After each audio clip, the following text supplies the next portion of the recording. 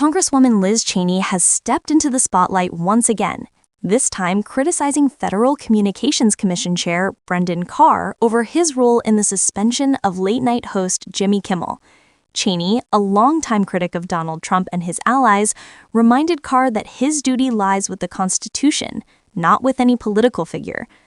She pointed to a Supreme Court ruling that reaffirmed a key principle: government officials cannot pressure or coerce private companies to silence speech they don't like. Cheney's message was clear.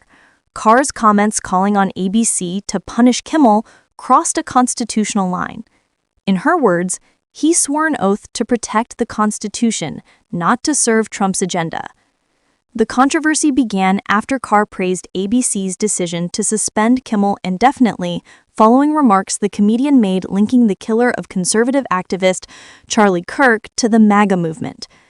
Kimmel also compared Trump's reaction to Kirk's death to a child grieving a pet goldfish, comments that fueled outrage among Trump supporters.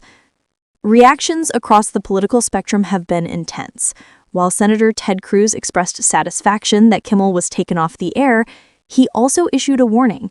If the government starts silencing media voices, that could ultimately backfire on conservatives themselves. Even former Vice President Mike Pence suggested that Carr should not have intervened, acknowledging that employers can discipline employees, but government officials should stay out of free speech decisions. Carr, a strong Trump ally, has continued defending his stance. In a recent podcast interview, he suggested that ABC's daytime program, The View, may need to be reviewed by the FCC to determine whether it still qualifies as a news program. His remarks have only deepened concerns about political influence creeping into decisions that should be guided by the First Amendment.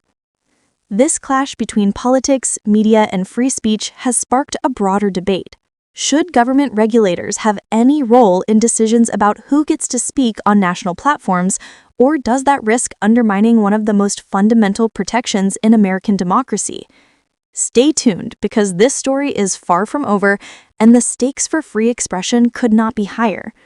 And before you go, make sure to hit that subscribe button and join us here at InsightPulse for more in-depth coverage of the stories shaping our world.